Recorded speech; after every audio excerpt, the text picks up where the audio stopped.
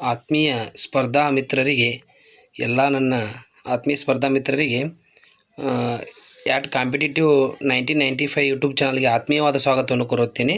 ಇವತ್ತಿನ ತರಗತಿಯಲ್ಲಿ ನಾವು 6ನೇ ತರಗತಿ ಸಮಾಜ ವಿಜ್ಞಾನ ಭಾಗ 1 ಅಧ್ಯಾಯ 8 ನಮ್ಮ ಸಂವಿಧಾನ ಪಾಠದ ಪ್ರಮುಖ ಪ್ರಶ್ನೋತ್ತರಗಳನ್ನು ತಿಳಿದುಕೊಳ್ಳೋಣ.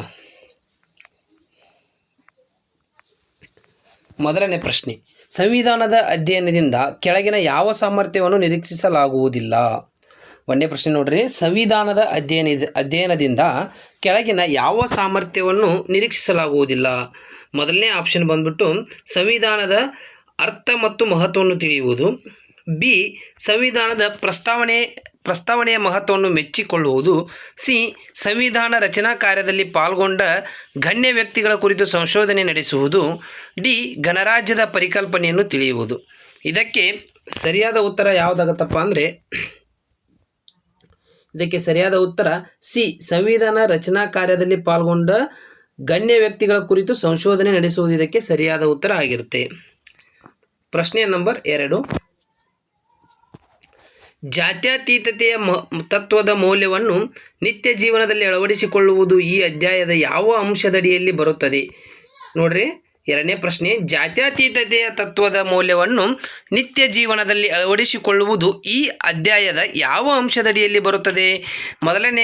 ಮೊದಲನೇ ಆಪ್ಷನ್ಸ್: ಎ, ಸಂವಿಧಾನದ ಮಹತ್ವ. ಬಿ, ಸಾಮರ್ಥ್ಯಗಳು. ಸಿ, ಪಾಠದ ಪರಿಚಯ. ಡಿ, ಸರ್ಕಾರದ ಕಾರ್ಯಗಳು. ಇದಕ್ಕೆ ಸರಿಯಾದ ಉತ್ತರ ಬಿ, ಸಾಮರ್ಥ್ಯಗಳು ಇದಕ್ಕೆ ಸರಿಯಾದ ಉತ್ತರ ಆಗಿರುತ್ತೆ. ಬಿ, ಸಾಮರ್ಥ್ಯಗಳು ಇದಕ್ಕೆ ಸರಿಯಾದ ಉತ್ತರ. ಮೂರನೇ ಪ್ರಶ್ನೆ ನೋಡೋಮ್ರಿ. ದೇಶದಲ್ಲಿ ಶಿಸ್ತು ಪಾಲನೆ, ಶಾಂತಿ ಮತ್ತು ವ್ಯವಸ್ಥಿತ ಆಡಳಿತಕ್ಕಾಗಿ ಅಗತ್ಯವಿರುವ ಸಂಘಟನೆಯನ್ನು ಏನೆನ್ನುತ್ತೇವೆ? ನೋಡಿ, ದೇಶದಲ್ಲಿ ಶಿಸ್ತು ಪಾಲನೆ, ಶಾಂತಿ ಮತ್ತು ವ್ಯವಸ್ಥಿತ ಆಡಳಿತಕ್ಕಾಗಿ ಅಗತ್ಯವಿರುವ ಸಂಘಟನೆಯನ್ನು ಏನೆನ್ನುತ್ತೇವೆ? ಎ, ನ್ಯಾಯಾಂಗ. ಬಿ, ಸಂವಿಧಾನ. ಸಿ, ಸರ್ಕಾರ. ಡಿ, ಲೋಕಸಭೆ. ಇದಕ್ಕೆ ಸರಿಯಾದ ಉತ್ತರ ಸಿ, ಸರ್ಕಾರ ಇದಕ್ಕೆ ಸರಿಯಾದ ಉತ್ತರ ಆಗಿರುತ್ತೆ. ಪ್ರಶ್ನೆ ನಂಬರ್ 4 ನೋಡ್ರಿ, ಪ್ರಜೆಗಳ ಬದುಕು ಚೆನ್ನಾಗಿರಬೇಕಾದರೆ ಸರ್ಕಾರವು ಸ್ಥಾಪಿಸುವ ಮತ್ತು ನಿರ್ವಹಿಸುವ ವಿಷಯಗಳಲ್ಲಿ ಯಾವುದು ಸೇರಿಲ್ಲ? ಪ್ರಜೆಗಳ ಬದುಕು ಚೆನ್ನಾಗಿರಬೇಕಾದರೆ ಸರ್ಕಾರವು ಸ್ಥಾಪಿಸುವ ಮತ್ತು ನಿರ್ವಹಿಸುವ ವಿಷಯಗಳಲ್ಲಿ ಯಾವುದು ಸೇರಿಲ್ಲ? ಎ, ಆರ್ಥಿಕ ಅಭಿವೃದ್ಧಿ. ಬಿ, ಸಾಮಾಜಿಕ ನ್ಯಾಯ. ಸಿ, ವೈಯಕ್ತಿಕ ಆದಾಯ ಹೆಚ್ಚಳ. ಡಿ, ಭದ್ರತೆ. ಇದಕ್ಕೆ ಸರಿಯಾದ ಉತ್ತರ ಸಿ, ವೈಯಕ್ತಿಕ ಆದಾಯ ಹೆಚ್ಚಳ. ಇದಕ್ಕೆ ಸರಿಯಾದ ಉತ್ತರ ಯಾವುದಾಗುತ್ತೆ? ಸಿ, ವೈಯಕ್ತಿಕ ಆದಾಯ ಹೆಚ್ಚಳ. ಪ್ರಶ್ನೆ ನಂಬರ್ 5, ಒಂದು ದೇಶದ ಸರ್ವಶ್ರೇಷ್ಠ ಶಾಸನ ಯಾವುದು? ಒಂದು ದೇಶದ ಸರ್ವಶ್ರೇಷ್ಠ ಶಾಸನ ಯಾವುದು? ಎ, ನ್ಯಾಯಾಂಗದ ಆದೇಶಗಳು. ಬಿ, ಸಂಸತ್ತಿನ ಕಾನೂನುಗಳು. ಸಿ, ಸಂವಿಧಾನ. ಡಿ, ಸರ್ಕಾರಿ ಆದೇಶಗಳು. ಇದಕ್ಕೆ ಸರಿಯಾದ ಉತ್ತರ ಸಿ, ಸಂವಿಧಾನ ಇದಕ್ಕೆ ಸರಿಯಾದ ಉತ್ತರ ಆಗಿರುತ್ತೆ. ಪ್ರಶ್ನೆ ನಂಬರ್ 6, ಸಂವಿಧಾನದ ಕುರಿತಾದ ಕೆಳಗಿನ ಹೇಳಿಕೆಗಳಲ್ಲಿ ಯಾವುದು ಸರಿಯಲ್ಲ? ಸಂವಿಧಾನದ ಕುರಿತಾದ ಕೆಳಗಿನ ಹೇಳಿಕೆಗಳಲ್ಲಿ ಯಾವುದು ಸರಿಯಿಲ್ಲ? ಎ, ಇದು ದೇಶದ ರಾಜ್ಯಾಡಳಿತಕ್ಕೆ ಅಗತ್ಯವಾದ ಚೌಕಟ್ಟನ್ನು ಒದಗಿಸುವ ದಾಖಲೆ. ಬಿ, ಇದು ಸರ್ಕಾರದ ಅಂಗಗಳು ಅವುಗಳ ಅಧಿಕಾರ ಮತ್ತು ಕಾರ್ಯಗಳನ್ನು ನಿರೂಪಿಸುತ್ತದೆ. ಸಿ, ಸಂವಿಧಾನದಲ್ಲಿ ಪ್ರಜೆಗಳ ಮೂಲಭೂತ ಹಕ್ಕುಗಳು ಮಾತ್ರ ಉಲ್ಲೇಖಿತವಾಗಿವೆ, ಕರ್ತವ್ಯಗಳಲ್ಲ. ಡಿ, ಎಲ್ಲ ಚುನಾಯಿತ ಸರ್ಕಾರಗಳು ಸಂವಿಧಾನದ ಚೌಕಟ್ಟಿನಲ್ಲಿಯೇ ಕಾರ್ಯನಿರ್ವಹಿಸತಕ್ಕದ್ದು. ಇದಕ್ಕೆ ಸರಿಯಾದ ಉತ್ತರ ಸಿ, ಸಂವಿಧಾನದಲ್ಲಿ ಪ್ರಜೆಗಳ ಮೂಲಭೂತ ಹಕ್ಕುಗಳು ಮಾತ್ರ ಉಲ್ಲೇಖಿತವಾಗಿವೆ, ಕರ್ತವ್ಯಗಳಲ್ಲ. ಇದಕ್ಕೆ ಸರಿಯಾದ ಉತ್ತರ ಸಿ ಆಗಿರುತ್ತೆ. ಪ್ರಶ್ನೆ ನಂಬರ್ 7, ಸಂವಿಧಾನಕ್ಕೆ ಸಂಬಂಧಿಸಿದಂತೆ ಯಾರು ಸಂವಿಧಾನದ ಪಾಲನೆ ಮಾಡಲು ಕಟಿಬದ್ಧರಾಗಿರುತ್ತಾರೆ? ಸಂವಿಧಾನಕ್ಕೆ ಸಂಬಂಧಿಸಿದಂತೆ ಯಾರು ಸಂವಿಧಾನದ ಪಾಲನೆ ಮಾಡಲು ಕಟಿಬದ್ಧರಾಗಿರುತ್ತಾರೆ? ಎ, ಕೇವಲ ರಾಷ್ಟ್ರಪತಿ ಮತ್ತು ಪ್ರಧಾನಮಂತ್ರಿ. ಬಿ, ರಾಷ್ಟ್ರಪತಿ, ಪ್ರಧಾನಮಂತ್ರಿ, ಸಂಸತ್ ಸದಸ್ಯರು, ನ್ಯಾಯಾಧೀಶರು, ಅಧಿಕಾರಿ ವರ್ಗ ಎಲ್ಲರೂ. ಸಿ, ಕೇವಲ ಚುನಾಯಿತ ಪ್ರತಿನಿಧಿಗಳು. ಡಿ, ಕೇವಲ ನ್ಯಾಯಾಧೀಶರು. ಇದಕ್ಕೆ ಸರಿಯಾದ ಉತ್ತರ ಬಿ, ರಾಷ್ಟ್ರಪತಿ, ಪ್ರಧಾನಮಂತ್ರಿ, ಸಂಸತ್ ಸದಸ್ಯರು, ನ್ಯಾಯಾಧೀಶರು, ಅಧಿಕಾರಿ ವರ್ಗ ಎಲ್ಲರೂ ಸಹ ಇದಕ್ಕೆ ಕಟಿಬದ್ಧರಾಗಿರುತ್ತಾರೆ.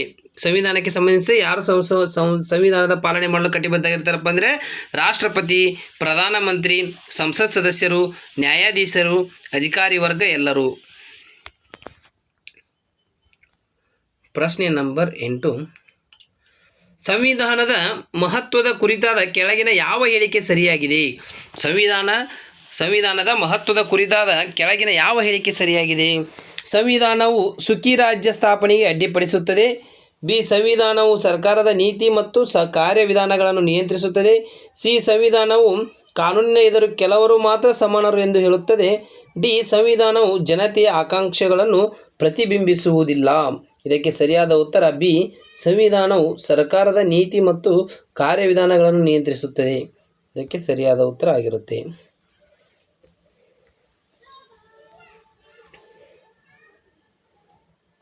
ಪ್ರಶ್ನೆ ನಂಬರ್ 9. ಕಾನೂನಿನ ಎದುರು ಎಲ್ಲರೂ ಸಮಾನರು ಎಂಬ ಸೂತ್ರವನ್ನು ಎತ್ತಿ ಹಿಡಿದು ಪ್ರಜೆಗಳ ಹಕ್ಕುಗಳನ್ನು ರಕ್ಷಿಸುವುದು ಸಂವಿಧಾನದ ಯಾವ ಅಂಶದಡಿ ಬರುತ್ತದೆ? ಎ. ಸರ್ಕಾರದ ನಿಯಂತ್ರಣ. ಬಿ. ಸುಖಿ ರಾಜ್ಯ ಸ್ಥಾಪನೆ. ಸಿ. ಪ್ರಜೆಗಳ ಹಕ್ಕುಗಳ ರಕ್ಷಣೆ. ಡಿ. ಜನತೆಯ ಆದರ್ಶಗಳ ಪ್ರತಿಬಿಂಬ. ಇದಕ್ಕೆ ಸರಿಯಾದ ಉತ್ತರ ಸಿ. ಪ್ರಜೆಗಳ ಹಕ್ಕುಗಳ ರಕ್ಷಣೆ. ಇದಕ್ಕೆ ಸರಿಯಾದ ಉತ್ತರ ಆಗಿರುತ್ತೆ. ಭಾರತದ ಸಂವಿಧಾನವನ್ನು ಸಿದ್ಧಪಡಿಸಿದ ವಿಶೇಷ ಸಭೆ ಯಾವುದು? ಎ. ಸಂಸತ್ತು. ಬಿ. ಲೋಕಸಭೆ. ಸಿ. ಸಂವಿಧಾನ ಸಭೆ. ಡಿ. ರಾಜ್ಯಸಭೆ. ಇದಕ್ಕೆ ಸರಿಯಾದ ಉತ್ತರ ಸಿ. ಇದಕ್ಕೆ ಸರಿಯಾದ ಉತ್ತರ ಸಿ. ಸಂವಿಧಾನ ಸಭೆ. ಪ್ರಶ್ನೆ number 11.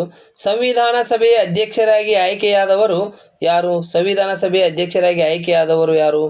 A. Doctor B.R. Ambedkar. B. Babu Rajendra Prasad. C. Jawaharlal Nehru. D. Sardar Vallabhbhai Patel. ಇದಕ್ಕೆ ಸರಿಯಾದ ಉತ್ತರ ಬಿ. ಬಾಬು ರಾಜೇಂದ್ರ ಪ್ರಸಾದ್. ಇದಕ್ಕೆ ಸರಿಯಾದ ಉತ್ತರ ಆಗಿರುತ್ತೆ. ಪ್ರಶ್ನೆ ನಂಬರ್ 12 ನೋಡಿ. ಸಂವಿಧಾನ ಸಭೆಯಲ್ಲಿ ಎಷ್ಟು ಮಂದಿ ಸದಸ್ಯರಿದ್ದರು? ಸಂವಿಧಾನ ಸಭೆಯಲ್ಲಿ ಎಷ್ಟು ಮಂದಿ ಸದಸ್ಯರಿದ್ದರು? ಬಿ. 299. ಇದಕ್ಕೆ ಸರಿಯಾದ ಉತ್ತರ. ನೇರವಾಗಿ ಪ್ರಶ್ನೆಯನ್ನು ಹೇಳಿದೆ, ನೇರವಾಗಿ ಉತ್ತರವನ್ನು ಹೇಳಿದೆ. ನೆಕ್ಸ್ಟ್ ಇನ್ನೊಂದು ಸತಿ ಕೇಳಿ. 12ನೇದು. ಸಂವಿಧಾನ ಸಭೆಯಲ್ಲಿ ಎಷ್ಟು ಮಂದಿ ಸದಸ್ಯರಿದ್ದರು? ಎ. 290. ಬಿ. 299. ಸಿ. 300. ಡಿ. 350. ಇದಕ್ಕೆ ಸರಿಯಾದ ಉತ್ತರ ಬಿ. 299. ಇದಕ್ಕೆ ಸರಿಯಾದ ಉತ್ತರ.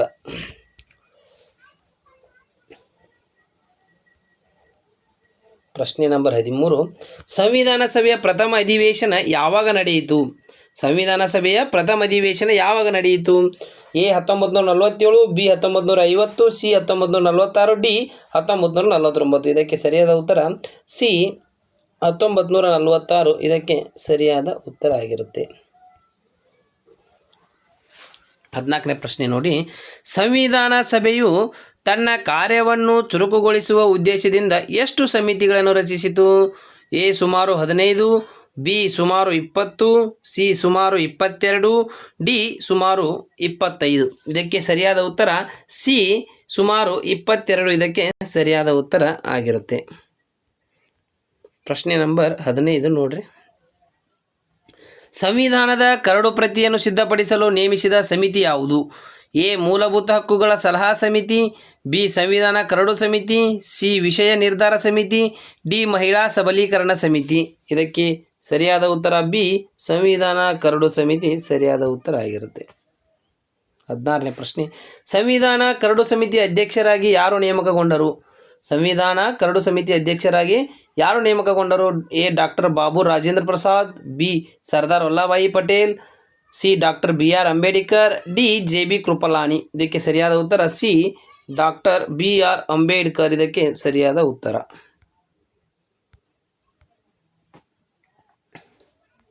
ಪ್ರಶ್ನೆ ನಂಬರ್ 17. ಮೂಲಭೂತ ಹಕ್ಕುಗಳನ್ನು ಕುರಿತ ಸಲಹಾ ಸಮಿತಿಯ ಅಧ್ಯಕ್ಷರು ಯಾರಾಗಿದ್ದರು? ಮೂಲಭೂತ ಹಕ್ಕುಗಳನ್ನು ಕುರಿತ ಸಲಹಾ ಸಮಿತಿಯ ಅಧ್ಯಕ್ಷರು ಯಾರಾಗಿದ್ದರು? A. Doctor B.R. Ambedkar. B. Sardar Vallabhbhai Patel. C. J.B. Kripalani. D. Babu Rajendra Prasad. ಇದಕ್ಕೆ ಸರಿಯಾದ ಉತ್ತರ ಬಿ. ಸರ್ದಾರ್ ವಲ್ಲಭಾಯಿ ಪಟೇಲ್. ಇದಕ್ಕೆ ಸರಿಯಾದ ಉತ್ತರ. ಮೂಲಭೂತ ಹಕ್ಕುಗಳ ಉಪಸಮಿತಿಯ ಅಧ್ಯಕ್ಷರು ಯಾರಾಗಿದ್ದರು? ಪ್ರಶ್ನೆ ನಂಬರ್ 18. ಮೂಲಭೂತ ಹಕ್ಕುಗಳ ಉಪಸಮಿತಿಯ ಅಧ್ಯಕ್ಷರು ಯಾರಾಗಿದ್ದರು? A. Sardar Vallabhbhai Patel. B J B Kripalani, C doctor B R Ambedkar, D Babu Rajendra Prasad. ಇದಕ್ಕೆ ಸರಿಯಾದ ಉತ್ತರ ಬಿ ಜೆ ಬಿ ಕೃಪಲಾನಿ ಇದಕ್ಕೆ ಸರಿಯಾದ ಉತ್ತರ. ಪ್ರಶ್ನೆ ನಂಬರ್ 19 ನೋಡ್ರಿ, ಸಂವಿಧಾನ ರಚನೆಯಲ್ಲಿ ಗಣನೀಯ ಪಾತ್ರ ವಹಿಸಿದ ಕರ್ನಾಟಕದವರಾದ ಸದಸ್ಯರು ಯಾರು? ಸಂವಿಧಾನ ರಚನೆಯಲ್ಲಿ ಗಣನೀಯ ಪಾತ್ರ ವಹಿಸಿದ ಕರ್ನಾಟಕದವರಾದ ಸದಸ್ಯರು ಯಾರು? A Rajkumari Amrit Kaur, B S Nijalingappa, C Sarojini Naidu, D Vijayalakshmi Pandit. ಇದಕ್ಕೆ ಸರಿಯಾದ ಉತ್ತರ ಬಿ ಎಸ್ ನಿಜಲಿಂಗಪ್ಪ ಇದಕ್ಕೆ ಸರಿಯಾದ ಉತ್ತರ. 20ನೇ ಪ್ರಶ್ನೆ, ಸಂವಿಧಾನ ರಚನಾ ಸಭೆಯಲ್ಲಿ ಮಹಿಳಾ ಸದಸ್ಯರ ಸಂಖ್ಯೆ ಎಷ್ಟು? ಸಂವಿಧಾನ ರಚನಾ ಸಭೆಯಲ್ಲಿ ಮಹಿಳಾ ಸದಸ್ಯರ ಸಂಖ್ಯೆ ಎಷ್ಟು? A 10, B 12, C 15, D 20. ಇದಕ್ಕೆ ಸರಿಯಾದ ಉತ್ತರ ಸಿ 15 ಇದಕ್ಕೆ ಸರಿಯಾದ ಉತ್ತರ. ಪ್ರಶ್ನೆ ನಂಬರ್ 21, ಸಂವಿಧಾನ ರಚನಾ ಸಭೆಯಲ್ಲಿ ಭಾಗವಹಿಸಿದ ಮಹಿಳಾ ಸದಸ್ಯರಲ್ಲಿ ಕೆಳಗಿನವರು ಯಾರು? A Indira Gandhi, B Leela Roy, C Sushma Swaraj, D Nirmala Sitharaman. ಇದಕ್ಕೆ ಸರಿಯಾದ ಉತ್ತರ ಬಿ ಲೀಲಾ ರಾಯ್ ಇದಕ್ಕೆ ಸರಿಯಾದ ಉತ್ತರ ಆಗಿರುತ್ತೆ. ಪ್ರಶ್ನೆ ನಂಬರ್ 22, ಸಂವಿಧಾನದ ರಚನಾ ಸಭೆಯಲ್ಲಿ ಭಾಗವಹಿಸಿದ ಮಹಿಳಾ ಸದಸ್ಯರಲ್ಲಿ ಯಾರು ಸೇರಿಲ್ಲ? A Malati Choudhury, B Begum Aizaz Rasul, C Dakshayani Velayudhan, D Pritilata Waddedar. ಇದಕ್ಕೆ ಸರಿಯಾದ ಉತ್ತರ ಡಿ ಪ್ರೀತಿಲತಾ ವದ್ದೇದಾರ್ ಇದಕ್ಕೆ ಸರಿಯಾದ ಉತ್ತರ ಆಗಿರುತ್ತೆ. 23ನೇ ಪ್ರಶ್ನೆ, ಸಂವಿಧಾನದ ಕರಡು ಪ್ರತಿಯನ್ನು ಪರಿಶೀಲಿಸಿ ಎಷ್ಟು ತಿದ್ದುಪಡಿಗಳನ್ನು ಸೂಚಿಸಲಾಗಿತ್ತು? A 1949, B 2473, C 2023, D 395. ಇದಕ್ಕೆ ಸರಿಯಾದ ಉತ್ತರ ಬಿ 2473 ಇದಕ್ಕೆ ಸರಿಯಾದ ಉತ್ತರ. ಪ್ರಶ್ನೆ ನಂಬರ್ 24, ಸಂವಿಧಾನಕ್ಕೆ ಅಂತಿಮ ರೂಪ ನೀಡಲು ಎಷ್ಟು ಸಮಯ ಬೇಕಾಯಿತು? ಸಂವಿಧಾನಕ್ಕೆ ಅಂತಿಮ ರೂಪ ನೀಡಲು ಎಷ್ಟು ಸಮಯ ಬೇಕಾಯಿತು? ಎ 2 ವರ್ಷ 10 ತಿಂಗಳು 15 ದಿನಗಳು, ಬಿ 2 ವರ್ಷ 11 ತಿಂಗಳು 18 ದಿನಗಳು, ಸಿ 3 ವರ್ಷ 0 ತಿಂಗಳು 0 ದಿನಗಳು, ಡಿ 2 ವರ್ಷ 9 ತಿಂಗಳು 12 ದಿನಗಳು. ಇದಕ್ಕೆ ಸರಿಯಾದ ಉತ್ತರ ಬಿ 2 ವರ್ಷ 11 ತಿಂಗಳು 18 ದಿನಗಳು ಇದಕ್ಕೆ ಸರಿಯಾದ ಉತ್ತರ ಆಗಿರುತ್ತೆ. 25ನೇ ಪ್ರಶ್ನೆ, ಡಾಕ್ಟರ್ ಬಿ ಆರ್ ಅಂಬೇಡ್ಕರ್ ಅವರು ದೇಶದ ಕಾನೂನು ಮಂತ್ರಿಗಳಾಗಿದ್ದ ಅವಧಿ ಯಾವುದು? ಡಾಕ್ಟರ್ ಬಿ ಆರ್ ಅಂಬೇಡ್ಕರ್ ಅವರು ದೇಶದ ಕಾನೂನು ಮಂತ್ರಿಗಳಾಗಿದ್ದ ಅವಧಿ ಯಾವುದು? ಎ 1946 ರಿಂದ 1949, ಬಿ 1950 ರಿಂದ 1952, ಸಿ 15/8/1947 ರಿಂದ 6/10/1951, ಡಿ 1949 ರಿಂದ 1950. ಇದಕ್ಕೆ ಸರಿಯಾದ ಉತ್ತರ ಸಿ 15/8/1947 ರಿಂದ 6/10/1951 ಇದಕ್ಕೆ ಸರಿಯಾದ ಉತ್ತರ ಆಗಿರುತ್ತೆ. 26ನೇ ಪ್ರಶ್ನೆ, ಭಾರತ ಸಂವಿಧಾನವನ್ನು ಯಾವಾಗ ಜಾರಿಗೆಗೊಳಿಸಲಾಯಿತು? ಭಾರತ ಸಂವಿಧಾನವನ್ನು ಯಾವಾಗ ಜಾರಿಗೆಗೊಳಿಸಲಾಯಿತು? A November 26, 1949, B August 15, 1947, C ಜನವರಿ 26, 1950, ಡಿ ನವೆಂಬರ್ 26, 1950. ಇದಕ್ಕೆ ಸರಿಯಾದ ಉತ್ತರ ಸಿ ಜನವರಿ 26, 1950 ಇದಕ್ಕೆ ಸರಿಯಾದ ಉತ್ತರ. ಪ್ರಶ್ನೆ ನಂಬರ್ 27, ಭಾರತವನ್ನು ಗಣರಾಜ್ಯವೆಂದು ಯಾವಾಗ ಘೋಷಣೆ ಮಾಡಲಾಯಿತು? ಭಾರತವನ್ನು ಗಣರಾಜ್ಯವೆಂದು ಯಾವಾಗ ಘೋಷಣೆ ಮಾಡಲಾಯಿತು? A August 15, 1947, B November 26, 1949, C ಜನವರಿ 26, 1950, ಡಿ ಜನವರಿ 1, 1950. ಇದಕ್ಕೆ ಸರಿಯಾದ ಉತ್ತರ ಸಿ ಜನವರಿ 26, 1950 ಸರಿಯಾದ ಉತ್ತರ. 28ನೇ ಪ್ರಶ್ನೆ, ನಾವು ಗಣರಾಜ್ಯೋತ್ಸವವನ್ನು ಯಾವ ದಿನದಂದು ರಾಷ್ಟ್ರೀಯ ಹಬ್ಬವನ್ನಾಗಿ ಆಚರಿಸುತ್ತೇವೆ? ಎ ಜನವರಿ 26, B August 15, C November 26, D October 2. ಇದಕ್ಕೆ ಸರಿಯಾದ ಉತ್ತರ ಎ ಜನವರಿ 26 ಇದಕ್ಕೆ ಸರಿಯಾದ ಉತ್ತರ. 29ನೇ ಪ್ರಶ್ನೆ, ಸಂವಿಧಾನ ದಿನಾಚರಣೆಯನ್ನು ಯಾವ ದಿನದಂದು ಆಚರಿಸುತ್ತೇವೆ? ಎ ಜನವರಿ 26, B August 15, D C November 26, D December 10. ಇದಕ್ಕೆ ಸರಿಯಾದ ಉತ್ತರ ಸಿ ನವೆಂಬರ್ 26 ಸರಿಯಾದ ಉತ್ತರ. 30ನೇ ಪ್ರಶ್ನೆ, ಭಾರತದಲ್ಲಿ ಪ್ರಥಮ ಮಹಾಚುನಾವಣೆಗಳು ಯಾವಾಗ ನಡೆದವು? ಎ ಸಾ ಶ 1950 ರಿಂದ 51, ಬಿ ಸಾ ಶ 1951 ರಿಂದ 52, ಸಿ ಸಾ ಶ 1952 ರಿಂದ 53, ಡಿ ಸಾ ಶ ಅಂದರೆ ಸಾಮಾನ್ಯ ಶಕೆ 1949 ರಿಂದ 50. ಇದಕ್ಕೆ ಸರಿಯಾದ ಉತ್ತರ ಯಾವುದಾಗುತ್ತಪ್ಪ ಅಂದರೆ ಬಿ ಸಾಮಾನ್ಯ ಶಕೆ 1951 ರಿಂದ 52 ಇದಕ್ಕೆ ಸರಿಯಾದ ಉತ್ತರ. 31ನೇ ಪ್ರಶ್ನೆ, ರಾಜ್ಯಸಭೆ ಮತ್ತು ಲೋಕಸಭೆ ಎಂಬ 2 ಸದನಗಳನ್ನೊಳಗೊಂಡ ಮೊದಲ ಚುನಾಯಿತ ಸಂಸತ್ತು ಯಾವಾಗ ಅಸ್ತಿತ್ವಕ್ಕೆ ಬಂದಿತು? ಎ ಸಾಮಾನ್ಯ ಶಕೆ 1950, ಬಿ ಸಾಮಾನ್ಯ ಶಕ 1951, ಸಿ ಸಾಮಾನ್ಯ ಶಕ 1952, ಡಿ ಸಾಮಾನ್ಯ ಶಕ 1953. ಇದಕ್ಕೆ ಸರಿಯಾದ ಉತ್ತರ ಸಿ ಸಾಮಾನ್ಯ ಶಕ 1952 ಇದಕ್ಕೆ ಸರಿಯಾದ ಉತ್ತರ. ಪ್ರಶ್ನೆ ನಂಬರ್ 32. ಮೂಲ ಸಂವಿಧಾನದಲ್ಲಿ ಎಷ್ಟು ವಿಧಿಗಳು, ಭಾಗಗಳು ಮತ್ತು ಪರಿಶಿಷ್ಟಗಳಿದ್ದವು? ಎ 390 ವಿಧಿಗಳು, 20 ಭಾಗಗಳು, 7 ಪರಿಶಿಷ್ಟಗಳು. ಬಿ 395 ವಿಧಿಗಳು, 22 ಭಾಗಗಳು, 8 ಪರಿಶಿಷ್ಟಗಳು. ಸಿ 400 ವಿಧಿಗಳು, 23 ಭಾಗಗಳು, 9 ಪರಿಶಿಷ್ಟಗಳು. ಡಿ 385 ವಿಧಿಗಳು, 21 ಭಾಗಗಳು, 7 ಪರಿಶಿಷ್ಟಗಳು. ಇದಕ್ಕೆ ಸರಿಯಾದ ಉತ್ತರ ಬಿ 395 ವಿಧಿಗಳು, 22 ಭಾಗಗಳು, 8 ಪರಿಶಿಷ್ಟಗಳು. ಇದಕ್ಕೆ ಸರಿಯಾದ ಉತ್ತರ.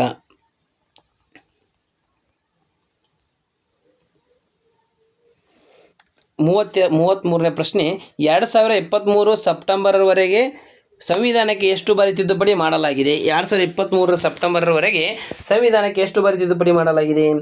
ಎ 100 ಬಾರಿ, ಬಿ 104 ಬಾರಿ, ಸಿ 106 ಬಾರಿ, ಡಿ 110 ಬಾರಿ. ಇದಕ್ಕೆ ಸರಿಯಾದ ಉತ್ತರ ಸಿ 106 ಬಾರಿ. ಇದಕ್ಕೆ ಸರಿಯಾದ ಉತ್ತರ.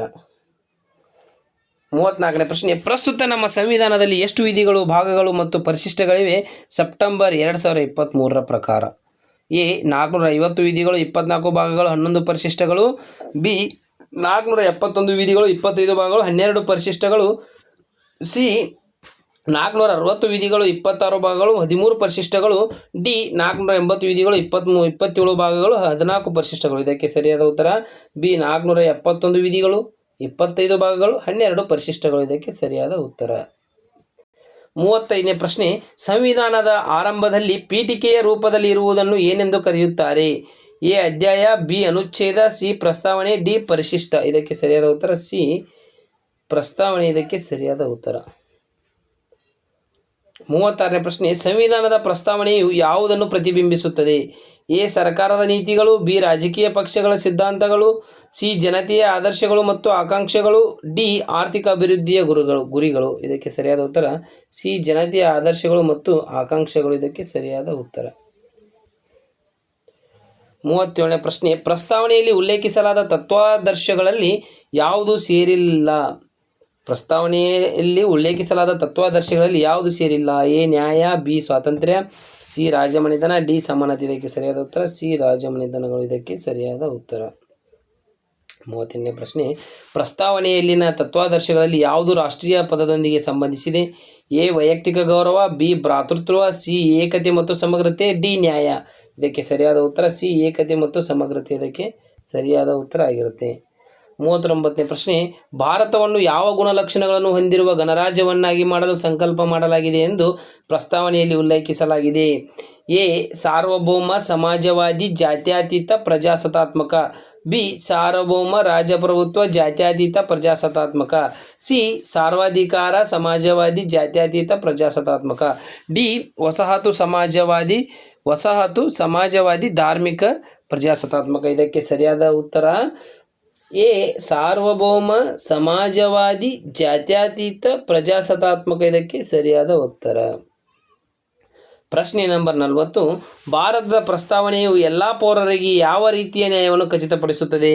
ಎ ಕಾನೂನು ಮತ್ತು ಆರ್ಥಿಕ ನ್ಯಾಯ, ಬಿ ಸಾಮಾಜಿಕ, ಆರ್ಥಿಕ ಮತ್ತು ರಾಜಕೀಯ ನ್ಯಾಯ, ಸಿ ಧಾರ್ಮಿಕ ಮತ್ತು ಸಾಂಸ್ಕೃತಿಕ ನ್ಯಾಯ, ಡಿ ಶೈಕ್ಷಣಿಕ ಮತ್ತು ವೃತ್ತಿಪರ ನ್ಯಾಯ. ಇದಕ್ಕೆ ಸರಿಯಾದ ಉತ್ತರ ಬಿ ಸಾಮಾಜಿಕ, ಆರ್ಥಿಕ ಮತ್ತು ರಾಜಕೀಯ ನ್ಯಾಯ. ಇದಕ್ಕೆ ಸರಿಯಾದ ಉತ್ತರ.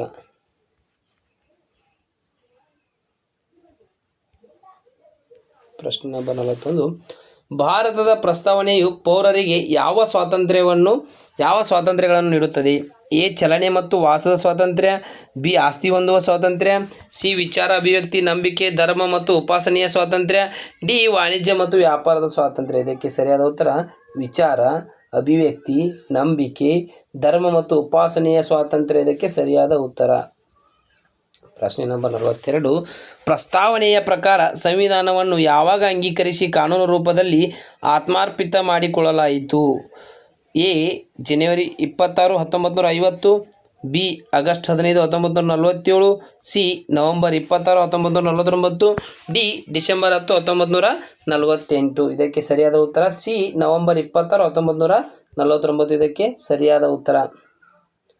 ಪ್ರಶ್ನೆ ನಂಬರ್ 43, ಭಾರತ ಸಂವಿಧಾನವು ಲಿಖಿತ ರೂಪದಲ್ಲಿದ್ದು ಇದು ಪ್ರಪಂಚದಲ್ಲಿ ಅತಿ ಡ್ಯಾಶ್ ಸಂವಿಧಾನವಾಗಿದೆ. ಎ ಸಣ್ಣ, ಬಿ ಹಳೆಯ, ಸಿ ಸುದೀರ್ಘ, ಡಿ ಹೊಸ. ಇದಕ್ಕೆ ಸರಿಯಾದ ಉತ್ತರ ಸಿ ಸುದೀರ್ಘ ಇದಕ್ಕೆ ಸರಿಯಾದ ಉತ್ತರ. ಪ್ರಶ್ನೆ ನಂಬರ್ 44, ಭಾರತದಲ್ಲಿ ಕೇಂದ್ರ ಹಾಗೂ ರಾಜ್ಯ ಸರ್ಕಾರಗಳಿಗೆ ಎಷ್ಟು ಸಂವಿಧಾನಗಳಿವೆ? ಎ 2 ಪ್ರತ್ಯೇಕ ಸಂವಿಧಾನಗಳು, ಬಿ ಒಂದೇ ಸಂವಿಧಾನ, ಸಿ ರಾಜ್ಯಗಳಿಗೆ ಪ್ರತ್ಯೇಕ ಸಂವಿಧಾನ ಕೇಂದ್ರಕ್ಕೆ ಇಲ್ಲ, ಡಿ ಸಂವಿಧಾನ ರಾಜ್ಯಗಳಿಗೆ ಅನ್ವಯಿಸುವುದಿಲ್ಲ. ಇದಕ್ಕೆ ಸರಿಯಾದ ಉತ್ತರ ಬಿ ಒಂದೇ ಸಂವಿಧಾನ ಇದಕ್ಕೆ ಸರಿಯಾದ ಉತ್ತರ. ಪ್ರಶ್ನೆ ನಂಬರ್ 45, ಸಂವಿಧಾನ ಸಭೆಯ ಅಧ್ಯಕ್ಷರು ಯಾರು? ಸಂವಿಧಾನ ಸಭೆಯ ಅಧ್ಯಕ್ಷರು ಯಾರು? A doctor BR Ambedkar, B Jawaharlal Nehru, C doctor Babu Rajendra Prasad, D Sardar Vallabhbhai Patel. ಇದಕ್ಕೆ ಸರಿಯಾದ ಉತ್ತರ ಸಿ ಡಾಕ್ಟರ್ ಬಾಬು ರಾಜೇಂದ್ರ ಪ್ರಸಾದ್ ಇದಕ್ಕೆ ಸರಿಯಾದ ಉತ್ತರ. ಪ್ರಶ್ನೆ ನಂಬರ್ 46, ಭಾರತ ಗಣರಾಜ್ಯದ ಪ್ರಥಮ ರಾಷ್ಟ್ರಾಧ್ಯಕ್ಷರು ಯಾರು? ಭಾರತ ಗಣರಾಜ್ಯದ ಪ್ರಥಮ ರಾಷ್ಟ್ರಾಧ್ಯಕ್ಷರು ಯಾರು? A Jawaharlal Nehru, B doctor BR Ambedkar, C doctor Babu Rajendra Prasad, D MK Gandhi. ಇದಕ್ಕೆ ಸರಿಯಾದ ಉತ್ತರ ಸಿ ಡಾಕ್ಟರ್ ಬಾಬು ರಾಜೇಂದ್ರ ಪ್ರಸಾದ್ ಇದಕ್ಕೆ ಸರಿಯಾದ ಉತ್ತರ. ಪ್ರಶ್ನೆ ನಂಬರ್ 47, ಸಂವಿಧಾನ ಕರಡು ಸಮಿತಿಯ ಅಧ್ಯಕ್ಷರು ಯಾರು? ಸಂವಿಧಾನ ಕರಡು ಸಮಿತಿಯ ಅಧ್ಯಕ್ಷರು ಯಾರು? A Jawaharlal Nehru, B doctor Babu Rajendra Prasad, C doctor BR Ambedkar, C JB Kripalani. ಇದಕ್ಕೆ ಸರಿಯಾದ ಉತ್ತರ ಸಿ ಡಾಕ್ಟರ್ BR ಅಂಬೇಡ್ಕರ್ ಇದಕ್ಕೆ ಸರಿಯಾದ ಉತ್ತರ. ಪ್ರಶ್ನೆ ನಂಬರ್ 48, ಭಾರತದ ಪ್ರಥಮ ಪ್ರಧಾನಿ ಯಾರು? ಭಾರತದ ಪ್ರಥಮ ಪ್ರಧಾನಿ ಯಾರು? Doctor BR Ambedkar, doctor Babu Rajendra Prasad, C Jawaharlal Nehru, D Sardar Vallabhbhai Patel. ಇದಕ್ಕೆ ಸರಿಯಾದ ಉತ್ತರ ಸಿ ಜವಾಹರ್ಲಾಲ್ ನೆಹರು ಇದಕ್ಕೆ ಸರಿಯಾದ ಉತ್ತರ. ಪ್ರಶ್ನೆ ನಂಬರ್ 49, ಗಣರಾಜ್ಯದ ಕುರಿತು ಯಾವ ಹೇಳಿಕೆ ಸರಿಯಾಗಿದೆ? ಎ ಗಣರಾಜ್ಯದಲ್ಲಿ ರಾಜರ ಆಳ್ವಿಕೆ ಇರುತ್ತದೆ, ಬಿ ಗಣರಾಜ್ಯದಲ್ಲಿ ಪ್ರಜೆಗಳಿಂದ ಚುನಾಯಿತರಾದ ಪ್ರತಿನಿಧಿಗಳ ಆಳ್ವಿಕೆಗಳಿರುತ್ತದೆ, ಸಿ ಗಣರಾಜ್ಯದಲ್ಲಿ ಕೇವಲ ಮಿಲಿಟರಿ ಆಡಳಿತವಿರುತ್ತದೆ, ಡಿ ಗಣರಾಜ್ಯದಲ್ಲಿ ಯಾವ ಆಡಳಿತವೂ ಇರುವುದಿಲ್ಲ. ಇದಕ್ಕೆ ಸರಿಯಾದ ಉತ್ತರ ಯಾವುದಾಗತ್ತಪ್ಪ ಅಂದರೆ ಬಿ ಗಣರಾಜ್ಯದಲ್ಲಿ ಪ್ರಜೆಗಳಿಂದ ಚುನಾಯಿತರಾದ ಪ್ರತಿನಿಧಿಗಳ ಆಳ್ವಿಕೆ ಇರುತ್ತದೆ. ಪ್ರಶ್ನೆ ನಂಬರ್ 53, ಭಾರತವು ಯಾವ ರೀತಿಯ ಗಣರಾಜ್ಯವಾಗಿದೆ? ಭಾರತವು ಯಾವ ರೀತಿಯ ಗಣರಾಜ್ಯವಾಗಿದೆ? ಎ ಏಕಸತ್ತಾತ್ಮಕ ಗಣರಾಜ್ಯ, ಬಿ ರಾಜಸತ್ತಾತ್ಮಕ ಗಣರಾಜ್ಯ, ಸಿ ಪ್ರಜಾಸತ್ತಾತ್ಮಕ ಗಣರಾಜ್ಯ, ಡಿ ಸರ್ವಾಧಿಕಾರಿ ಗಣರಾಜ್ಯ. ಇದಕ್ಕೆ ಸರಿಯಾದ ಉತ್ತರ ಸಿ ಪ್ರಜಾಸತ್ತಾತ್ಮಕ ಗಣರಾಜ್ಯ ಸರಿಯಾದ ಉತ್ತರ.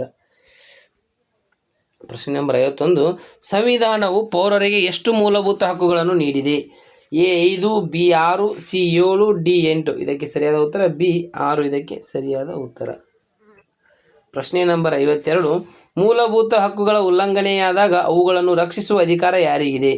ಮೂಲಭೂತ ಹಕ್ಕುಗಳ ಉಲ್ಲಂಘನೆಯಾದಾಗ ಅವುಗಳನ್ನು ರಕ್ಷಿಸುವ ಅಧಿಕಾರ ಯಾರಿಗಿದೆ? ಎ ಶಾಸಕಾಂಗ, ಬಿ ಕಾರ್ಯಾಂಗ, ಸಿ ನ್ಯಾಯಾಂಗ, ಡಿ ಸರ್ಕಾರಕ್ಕೆ. ಸರಿಯಾದ ಉತ್ತರ ಸಿ ನ್ಯಾಯಾಂಗಕ್ಕೆ ಇದು ಇರುತ್ತದೆ.